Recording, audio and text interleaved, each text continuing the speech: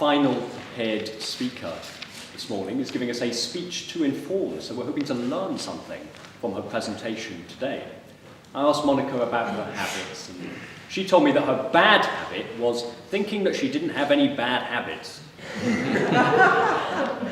But her good habit that she's trying to instill is swimming in an idyllic lake every morning. And for a moment there, I thought she'd one-upped Jeremy at the front until she told me that that idyllic lake was in fact imaginary.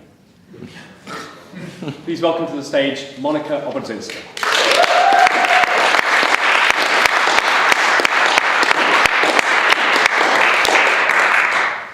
Morning, everyone. Good morning. Today I would like to talk about one particular habit. A habit that we all have in common. And this is a habit of being ourselves. The idea comes from a book, Breaking the Habit of Being Yourself by Joe Dispenza. Maybe quickly a little bit about the author.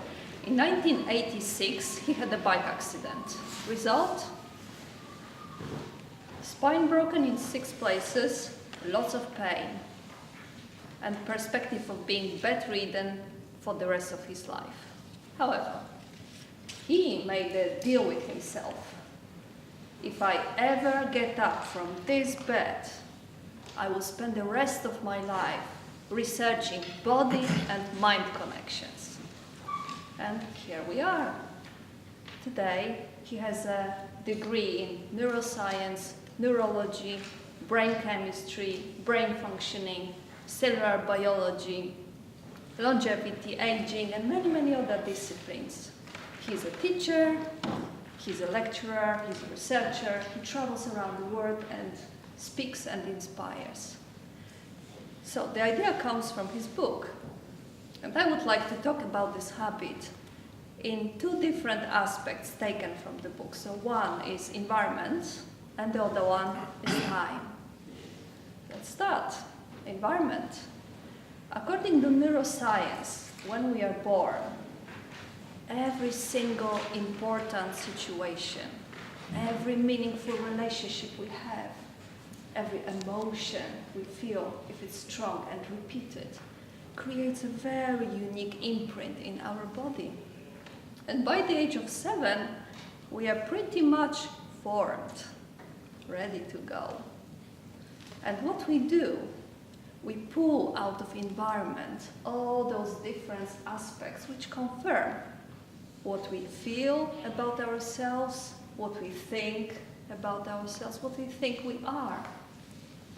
But then at some point, when we become adults, we start blaming the environment. Oh, why does it always happen to me? It's exactly like in my childhood. Why is my boss behaving like my father? Why is my wife like my mother? It's very difficult to take responsibility.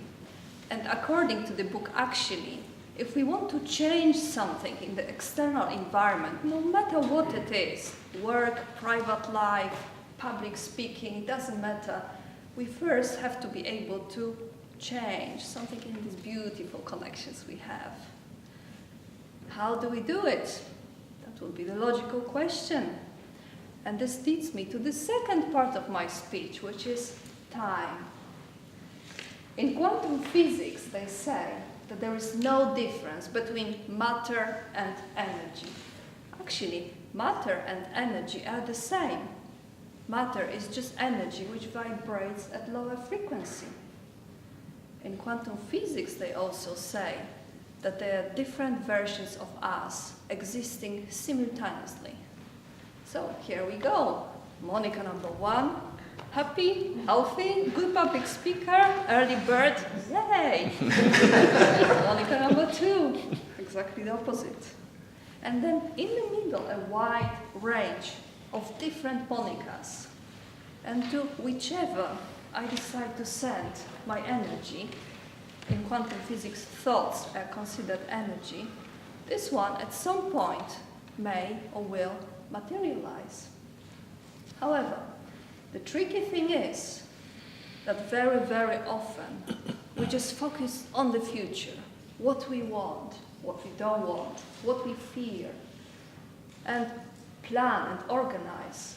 And very often we see the future through the prism of the past, which means that we lose the most precious thing we have, which is, Jeremy? Thoughts. Yeah.